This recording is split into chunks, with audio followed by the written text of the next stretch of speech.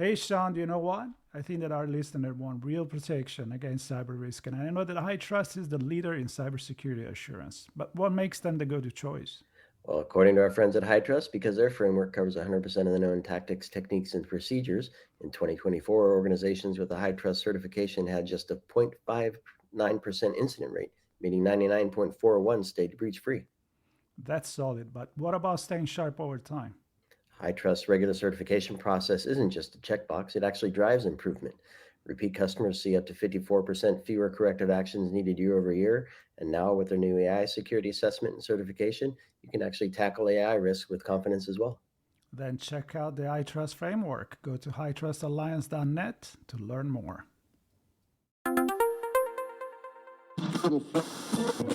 Victor, fancy meeting you here. It's a small world. I haven't seen you in a few weeks. I know it's been a few weeks. Yes. And Other side of the pond. outside of the pond, it was Barcelona And London. and London. That's right. I forgot about London. I just bumped into you there as well. That was a bump-in moment, yes. Yeah, But I got to meet you in Barcelona. that's right. Upside Media- Europe. Media connection. I appreciate you and what you do and how you think. Even in the short period of time we had to chat. So I'm excited to see you in Vegas. Likewise. And, No, it's we've been talking about doing a cross-show Yeah. episode. You talk about what you're doing, I tell you what I'm doing. Yes. But while we're here in Vegas, Hacker Summer Camp. Hacker Summer Camp, Black Hat, DEF CON, B-sides. all the other fun stuff going on here. Yes. We'll do a little recap of some of those things. But Let's do it. So for my audience, Yes. maybe a bit of background of yourself. Yes, so my name is Viktor Petersson. Done a few startups over the years. My most recent company is an SBOM artifact platform to manage the lifecycle SBOMs called SBOMify. That's what I'm working on now. And I've immersed myself into the world of SBOMs for a year and a half or so by now, and really started nerding out about these JSON files that really shouldn't be exciting, but it's what you can do with them, not the JSON file. can be exciting. It's what you can do with them, but it That's enables it's exciting, not so much the file themselves.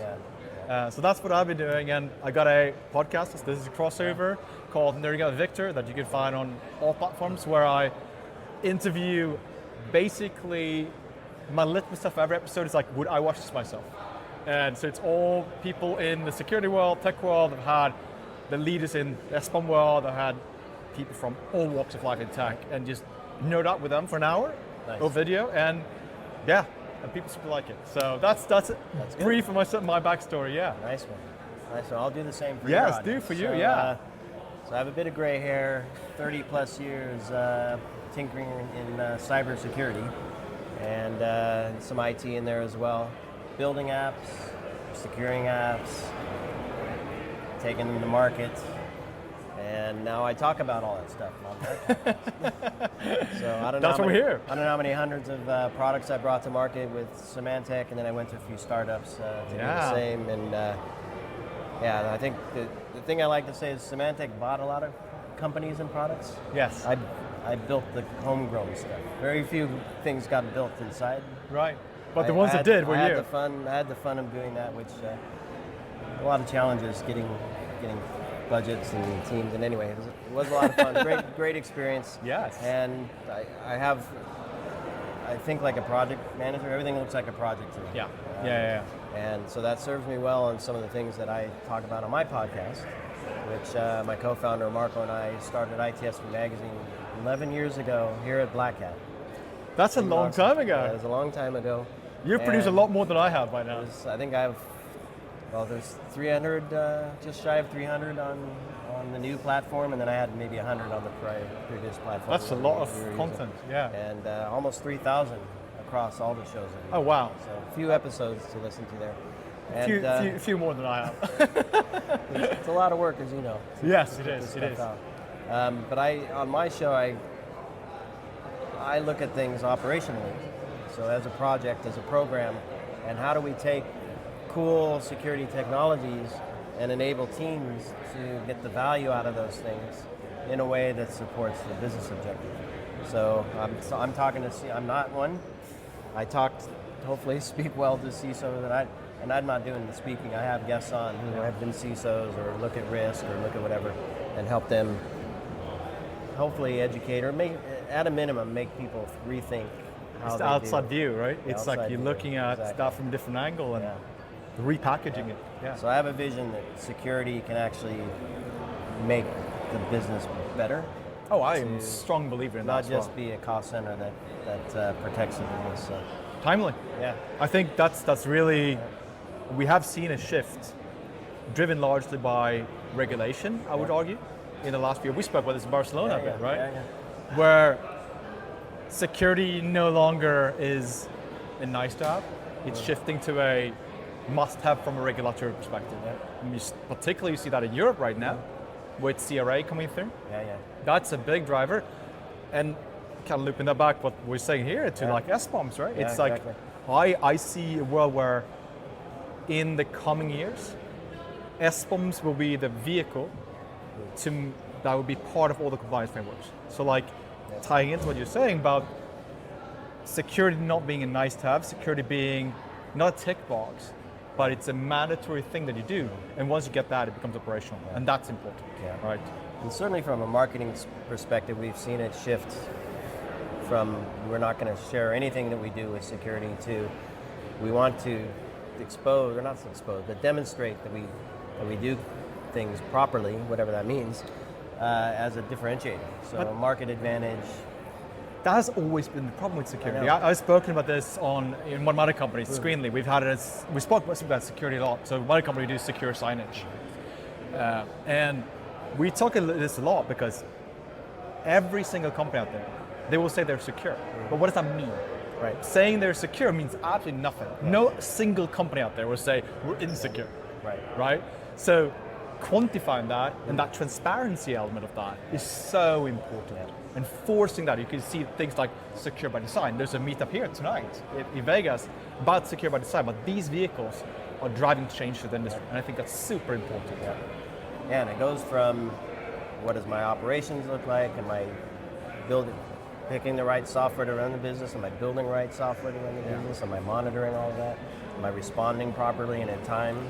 Are we going to be in business tomorrow, or are we going to hit? How is your supply Get chain looking? compromised, How is your exactly. software supply chain looking? It's not a trivial problem, right? And there are definitely companies out there that are proactive about this, that are really doing a good job, but this will not change without a regulatory change, right? And the compliance change, right?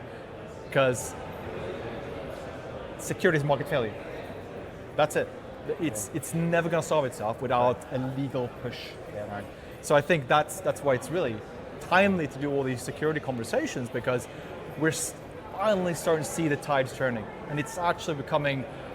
And I see this firsthand in Screenly. Yeah. Like the conversation you're having are so different today than 5 years ago, because people ask the right questions. They never used to do that, and that's a very good thing, I think.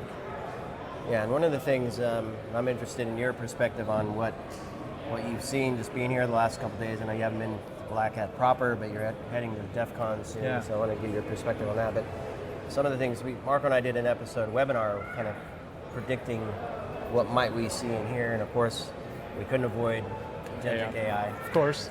It's Mandatory unavoidable. buzzword. No, we checked that off for this episode. Unavoidable. The one thing, and certainly that was part of pretty much every conversation. I just recorded a session looking at that, and my other guest, Ginny, his perspective was we really need to be focusing on securing AI. And I was telling him, I'm sure there are vendors here. I didn't cross them this week, but I'm sure there are vendors here that do that. I know there are. I didn't have a chance to talk to them. A lot of what I saw was how to use AI to secure the business and make security operations better. And it ranged from very specific, I have this task I can automate with some agent or micro agent, to I've built a platform where you can do anything you want. Right? Run multiple LLMs, create multiple agents, orchestrate that stuff however you like. So a wide range of what's possible. Yes. And the point I want to make with that is that what's inspiring to me is that AI, in my sense, or my view, allows us to explore. Yes. Allows us to explore in a fairly safe way. I think we can set up environments to see by pulling this lever, creating this thing, attaching that data, or orchestrating, so we can look at different ways to solve a problem that may have solved previously using old technologies, or we're bound to legacy systems that prevent us from doing certain things. So I just have this view that we can take a step back and rethink how we're running the business, how we deploy all of these systems, and how we deploy the data and where it's located, and how we segment it, and how we put policies around that, and how we protect it and detect and monitor and respond. All this stuff, every element of that can be rethought, and potentially in a way that's not too disruptive. Yeah, I mean, there's so much to unpack in that, right? Because first of all, like, we have never lived through a time where it's cheaper and easier to produce code of various quality, right? Working with any of these LLMs, I best describe it as you work with a bipolar person, and it's simultaneously the most intelligent person you've ever met and the most stupid person you've ever met, and you never know who's going to reply. And that's how I see working with these tools, right? And what that means is that we can generate so much code so quickly, and we can do prototypes so quickly, and that's fantastic. And you can solve internal problems and you can build internal applications that were not cost effective to do prior, right? So you can solve like very niche problems for internal problems. That's fantastic. The problem is when you try to productize those and put them on the public internet, and if you haven't put the right guardrails in place, because that's really what it comes. It kind of ties full circles to supply chain security, right? Because these LLMs will happily just chuck in anything in there, and they will. Depends what they're trained on too. Sure. Yeah. I mean, they're trained on GitHub, and GitHub is full of both ridiculously good code and ridiculously bad code, right? So putting those plumbing and that framework in place is so paramount to getting a good outcome, right? And I've played a lot with these tools over the last year, and that's what I keep coming back to. Like, you need to start with the guardrails. Like, if you start with the guardrails and you get that right, then you can start doing interesting things, and you can do well. At least you're not going to fall off the cliff. No, exactly. But like, I'll give you a very stupid example: package management. These LLMs, like, they will happily just edit your log files and just like inject crap in there, and you're like, hold on a second, like, I don't want you to deal with package management. There are package managers to do this, and they work better for other reasons. Like, how do I know? Like, when you ask to add a package, it will add an old version, for instance, which is probably vulnerable to issues, right? So again, coming down to this like guardrails to do it right, and building the blueprint basically the blueprint that you would do when you would by yourself, but you do it you have to basically force the agents to actually do that for you well. So I think there's obviously it's a fantastic time to build software, and it's amazing what these tools can do. And this is just the beginning, of course. Like, how old is like these tools, like Cursor and these tools? They're like 2 years old, if that, right? And the trajectory, how we've changed how we work with these tools, are fantastic. Like, they're so fast, and we are definitely seeing a world where, and I envision in the world, at least, this is a bit of tangential, but where every engineer that I have will have 5-10 agents working for them, and maybe they become a supervisor of these agents rather than ICs per se, right? That's something that you have an agent for security, you have an agent for UX, you have an agent for design, and they will combine together and work as a team essentially, and then an engineer will actually supervise them. That's the way I envision vibe coding. Well, I mean, I guess it is, but like it's structured vibe coding, or perhaps. Vibe coding with guardrails. Perhaps. Yeah, and I think it's interesting because we'll see a lot of these capabilities. I mean, we see it now with services and APIs, right? It's just the next level of that. Yes. But at scale, I think. Yeah. And because everything will be so small and purpose built, we'll use more of these things to do bigger and better things. Yeah. But and then the engineer kind of picking and choosing and guiding and orchestrating to achieve something that is pretty cool, I would imagine. Absolutely. I mean, I expect throughput and output of engineers to like 10x, right? Every engineer will 10x their output because all the busy work is there. They become architects. Right. So they just, here are the big picture we need to accomplish from a business logic perspective. Don't really care about the small details, whilst having other agents to do code audits and security audits and making sure that no silly mistakes are being done there. Like you don't have XSS and you don't have like other silly security mistakes that these LLMs will happily do for you because they solve the problem as quick as possible, right? Yeah, so that whole, this might be a rabbit hole, but anyway, the whole development life cycle, perhaps there's a way to bring in some checks and balances where, you're using multiple things to validate and check and test. But not only that, like they're also fantastic to refactor legacy code. Right? So like, because that's in the enterprise world in particular, the enterprise do not live in the JavaScript world where every framework has a 3-month life cycle, right? After 3 months you have to rewrite everything because it's not cool anymore. Exactly. These enterprise applications, they have a 15, 20-year life cycle. Rewriting that is not a trivial matter, right? It's a lot of busy work. But these tools, resilience is paramount. Yeah, exactly, right? So, but these tools can help with that, the refactoring and update. So I think that's the life cycle there, and I hope the world is moving towards a more longevity framework and thinking of software and life cycle of let's not just fix this right now with a single JavaScript update.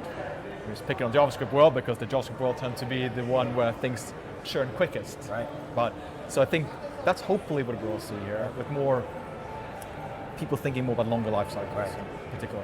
So I want to make one more comment on this, and you can chime in, of course, but kind of the guardrails thing. The other thing I pulled from this past few days is don't necessarily chase this new world and forget that you do have legacy stuff. And so I heard a few times, don't forget the basics, right? Kind of along the guardrails thing. Yes.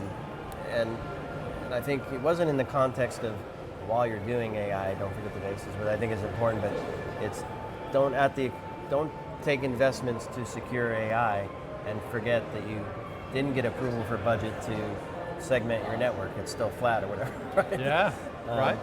So I think there's a message there for CISOs to say, don't forget your real role in protecting the business, not just the next thing that's coming. So sprinkling AI on garbage in, garbage out at the end of the day, right? If sprinkling AI on garbage is still garbage, right? So you still need to do the fundamentals right. And be guardrails on the network or be guardrails in your software. There's still guardrails, right? LMs might help you solve for those problems, but you as an architect must still know what you're solving for. And those must be business objectives that you're solving for, more so than sprinkling the latest cool tool on the platform, right? Exactly. We easily get caught up in the hype cycles. I know. And it's important to take a step back, to your point. It's just like, what are we actually trying to solve for? And I think that's where we need to go back to basics in many ways. Exactly. So a lot of the talks here are around research, findings of vulnerabilities, findings of flaws in business logic, finding of flaws in application, whatever it is, and even culture, even how we manage our teams. It's even deeper. Oh yeah. When you go to DEF CON. Oh yes. So tell me what you hope to see there. Is it going to be all AI there too? I mean, I've they read have the villages with the aerospace village and the Hackasat and the ICS village. I mean, which is a lot of hardware. I have a soft spot for social engineering and lockpicking. Social engineering village. I mean, because that's really AI doesn't change that. It makes like deep fakes and stuff like that easier, but humans tend to always be the weakest link. And like you can find vulnerabilities, that's fine, but if you look at many of the attacks, the humans are the weakest link. And to your point about culture, that's culture. Security is culture. Security software can help you mitigate that, but training and culture is a DNA in the culture that you must get right. And it's very difficult to do at scale, but you need to get it in right early. Right. And I think that's why I love coming to DEF CON, because it really, it makes you challenge assumptions. Yes. And there are talks about hacking AI and hacking LLMs, jailbreaking, all that stuff you expect. Right. But I love the hacker mindset. Yes. And that's what like brings me back to DEF CON. It's just that Exactly. lockpicking is a good example of this. Right. It's just perception of security. Yes. Locks are not secure. Like anybody with a little bit of lockpicking training can pick a lot of locks, but we have the illusion that locks are secure. Right. Be an RFID lock at a hotel room or a lock at your home, like they're actually not that secure once you unpeel the onion, right? And you see what's inside. Yep. And that's what really gets me going back here. It's just, you go to talk, you're like, huh, Right. of course. Why, I've just I'm seen the gonna illusion. think about things differently based on that understanding now. That's it. And it applies to everything. Yeah. And it's, IoT security is another good example of that. Right. There are a lot of talks at DEF CON about IoT security. It's something I've been passionate about for a long time. I've been in the IoT space for a long time, and IoT security is something that we haven't really, well, it's always been crap. Let's just call it what it is, right? It's, again, a market There failure. hasn't been a driver. Yes, very much so. Again, it's the market failure, right? No consumer will pay a subscription service for their smart devices. Right. So the security must be priced in somehow. Right. And that's the tricky part, Yeah. right? And that's why, putting my hat from Screenly on, the reality of the signage market is that much of the market is dominated by end-of-life Android players from China because they are cheapest. They get deployed. Google washed their hands because like, well, it's end of life. We already told you this. But there are no shortage of resellers out there that will happily sell you this stuff Right. on the premise that it's secure, which in reality it probably isn't, right? So IT security, again, it's like one of those things like, let's just fix it. Like the internet of shit that's been around for too long, let's fix it. Yeah, and it touches, touches every aspect. And Yeah. so IT gets a lot of attention. IoT less, OT a bit more. But if you look at all of those, they touch pretty much everything. I mean, right? that's, From railroads to Absolutely. airlines to hotels and hospitality. I mean, I've been here where the fire alarm is going off, not because there's a fire.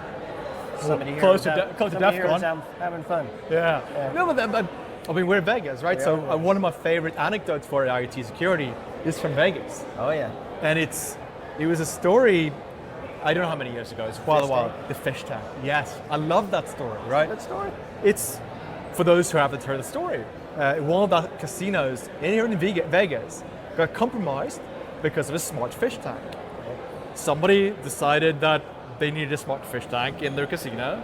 They hooked it up on the Wi-Fi, and if not mistaken, the attack vector was in the Bluetooth stack, so they managed to hack the device over to the Bluetooth stack, and then they could jump on the network. So the same goes for every IoT device, right? It doesn't. The IoT device itself may not be the target. It's a stepping stone to the target, right? And it can give you a persistent attack vector into the network.